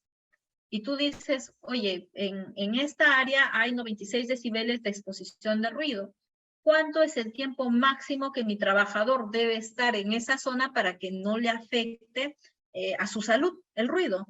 Entonces tenemos una fórmula que es la siguiente. El tiempo es igual a 8 entre 2 elevado a la L menos 85 entre 3. Esta es la fórmula. Entonces, si nosotros lo llevamos a calcular, L es la cantidad de decibeles a los cuales está expuesto el trabajador, que es 96. 96 lo reemplazamos por este L y se calcula se calcula rápidamente y te sale que el tiempo es igual a 0.63 horas o un equivalente a 37 minutos. Si en dicha área de trabajo tengo 96 decibeles, mis trabajadores no pueden estar expuestos o no pueden permanecer más de 37 minutos con 48 segundos en esta área. Y así lo podemos aplicar para cualquier otro número o dato que nosotros tengamos y deseemos determinar el tiempo máximo en el cual debemos permanecer en esa área de trabajo. Ahora, bien, vamos a ver el análisis de la labor. Esto es importante. Cada vez que vamos a hacer un monitoreo, ya como monitoristas, como profesionales, o también ustedes como gestores de seguridad que van a contratar los servicios de terceros para que pueda realizar este tipo de trabajo, debe de haber un análisis de labor previa. Este análisis de labor es analizar las condiciones físicas en el área de trabajo para que se pueda determinar los puntos en los cuales se va a muestrear.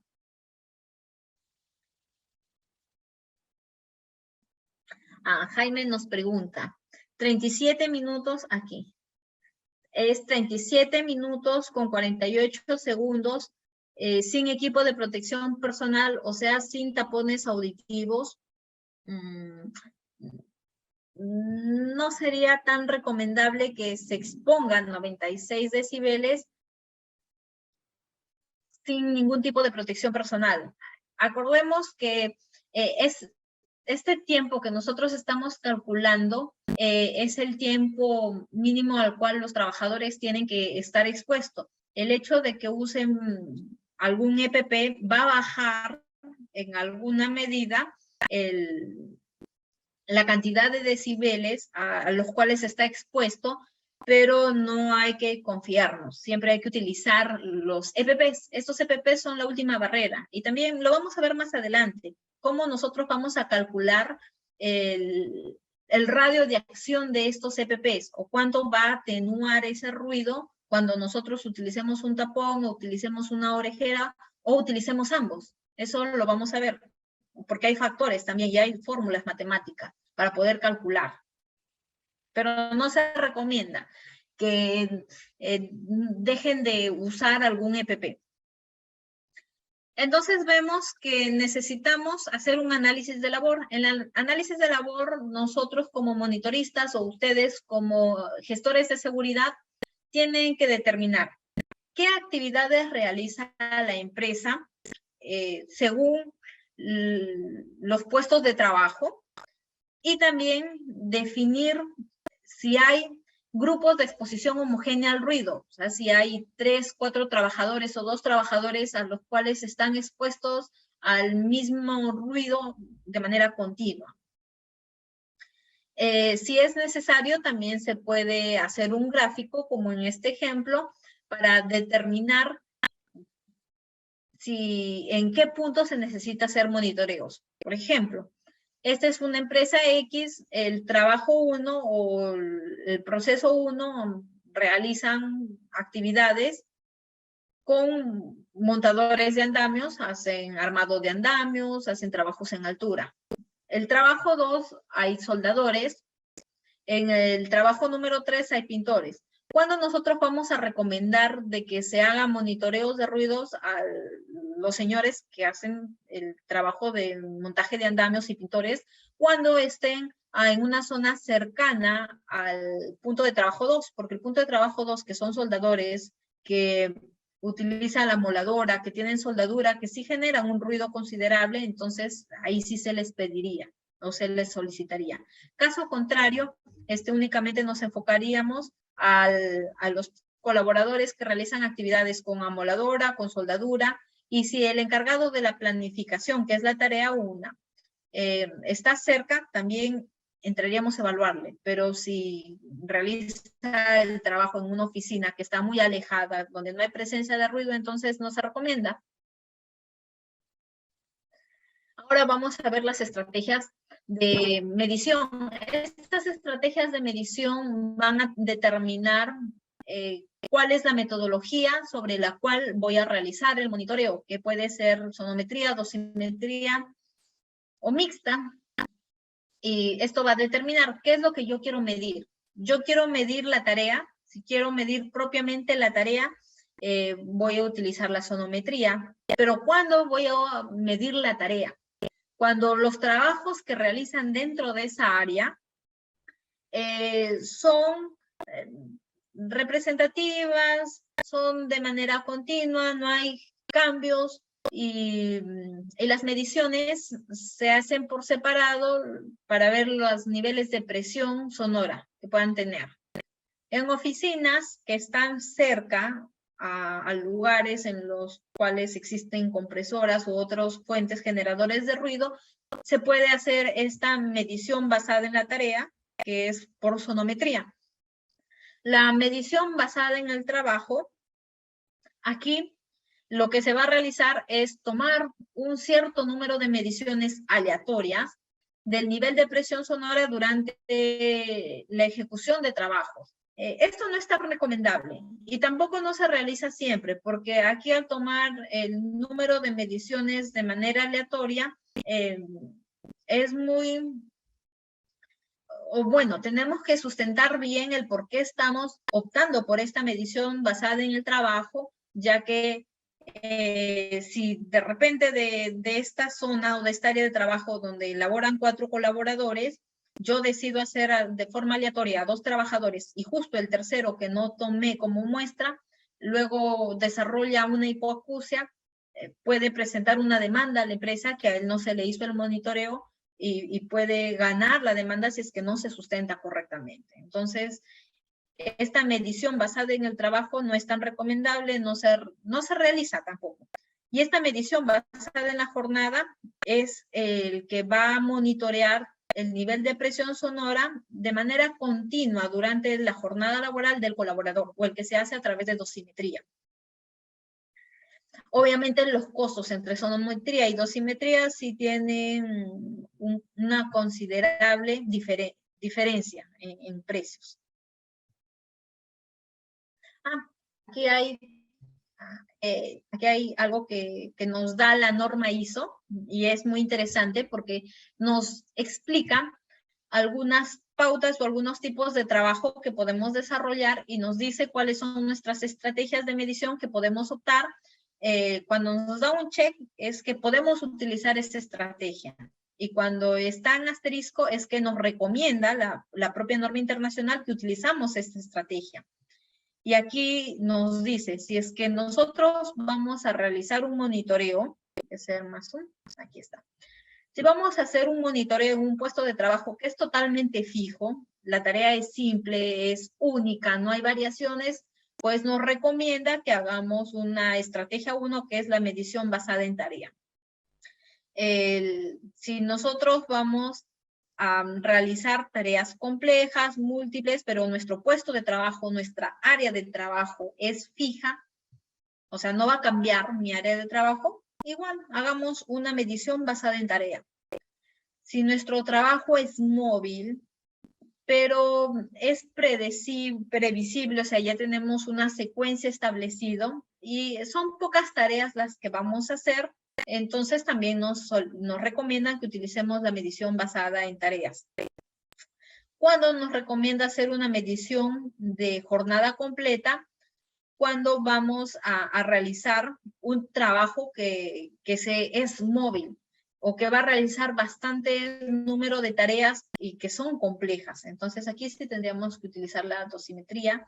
Y también si el trabajador es móvil y no hay una secuencia establecida de las actividades día a día, si no es previsible sus actividades, nos recomienda que sea una medición de jornada completa, que es por dosimetría.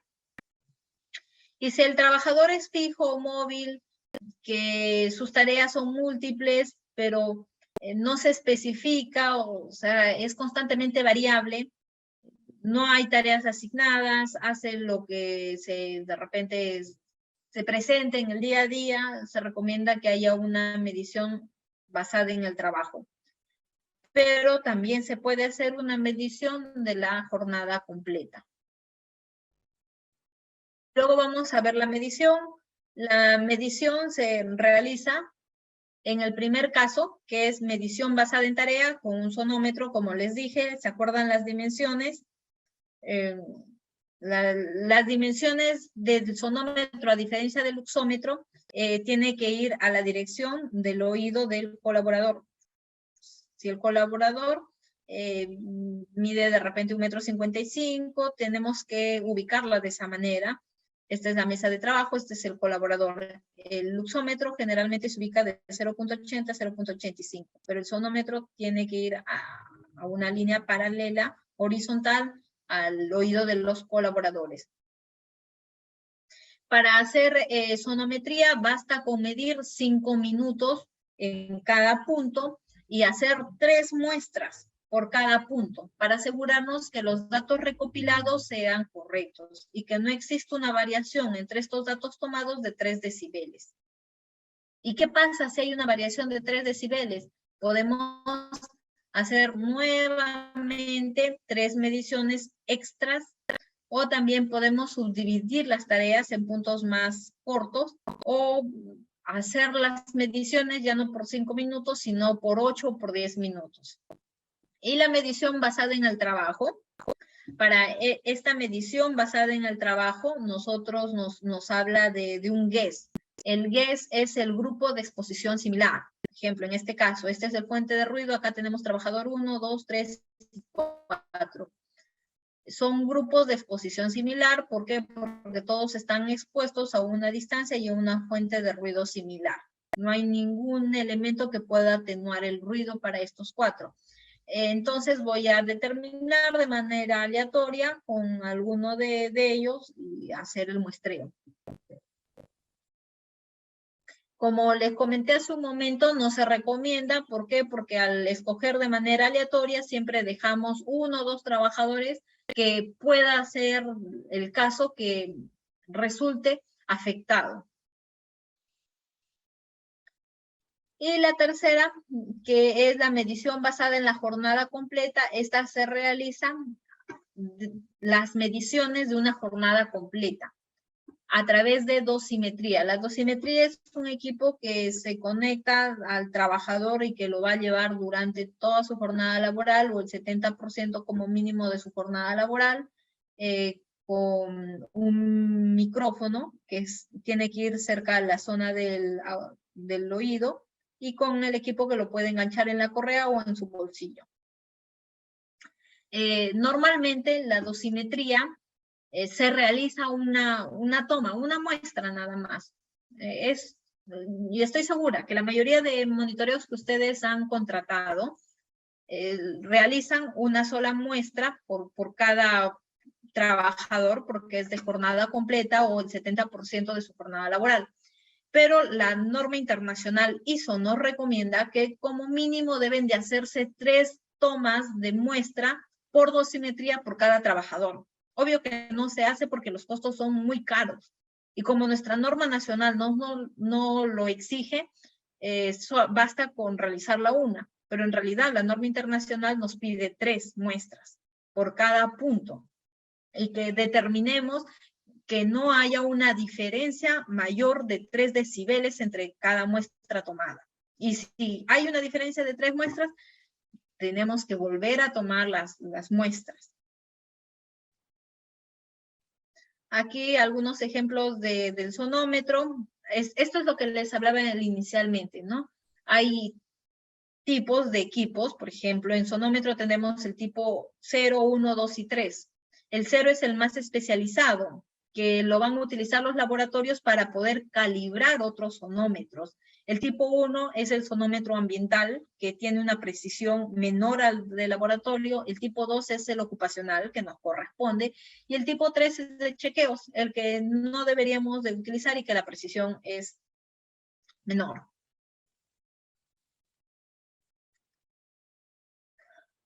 Bueno, algunas recomendaciones para poder evaluar el ruido, que determinemos los parámetros bajo los cuales se va a evaluar, seleccionemos nuestras fuentes generadoras de ruido que se calibre el equipo y que verifiquemos pues que no hay una variación de esos 3 decibeles que nos pide la norma internacional, y que si vamos a realizar así, como un trípode.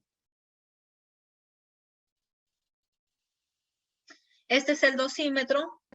Dosímetro también tiene 2 tipos. El dosímetro tipo 1, que es el de higiene, que tiene una precisión más o menos 0.5, y el tipo 2, que es de uso general, que tiene una precisión más o menos 1. Obviamente, si van a contratar servicios, tienen que asegurarse que el dosímetro que les brinden sea el tipo 1, de higiene. Y el dosímetro se ancla al trabajador y no debe de interferir con las tareas, debe de continuar normalmente como realiza sus actividades día a día para poder tomar datos reales, y el tiempo de medición tiene que ser mínimo el 70% para que sea considerable una muestra representativa. Y aquí está el tipo de protectores auditivos que pueden utilizar, y este es el factor, el NRR, que es la tasa de reducción de ruido. Cada protector auditivo nos trae un número, por ejemplo, estos tapones nos dice que es 33, estos 24, estas orejeras 23, que es la tasa de reducción. Pero ojo, de que hay un factor de corrección que nosotros tenemos que aplicarle a estos tasas de reducción. ¿Qué es esto? Nos da la norma ANSI, la S319 de 1974, que apliquemos estos niveles de corrección, que son los decibeles que nos tenemos, menos el NRR, que es el de este equipo, menos 7, todo dividido entre 2. Esto cuando utilizamos un equipo, y la siguiente fórmula cuando utilizamos orejera y tapones. Cabe mencionar que el artículo 97 del reglamento de la ley nos pide que debemos de utilizar EPPs con las medidas antropométricas del trabajador que los utilizará. ¿Qué quiere decir? Que estos EPPs tienen que estar acorde a las condiciones físicas, fisiológicas de los trabajadores. Tienen que estar acorde a su talla, a sus características. Bueno. Y lo de vibración ya lo estaremos tocando más adelante. Creo que por hoy eso ha sido los temas que hemos desarrollado. Acerca de iluminación, ruido, nos ha quedado pendiente vibración y agentes químicos. Hay muchos más, hay biológicos, hay psicosociales, que es muy amplio el tema de monitoreos, pero este es algo introductorio que hemos arrancado por lo más fácil, por así llamarlo, lo más práctico. Agradecerles por su participación, espero que me haya dejado entender, haya sido de su agrado esta capacitación, e invitarles a los siguientes cursos que tenemos programados. De igual manera son gratuitos, la intención es contribuir con ustedes a que puedan adquirir estos conocimientos y sean más exigentes cada vez al momento de solicitar y evaluar propuestas, tanto de monitoreos, consultorías, auditorías, que son temas en los que tenemos experiencia nosotros como Grace Consultores y nuestro equipo de trabajo. Gracias por su participación.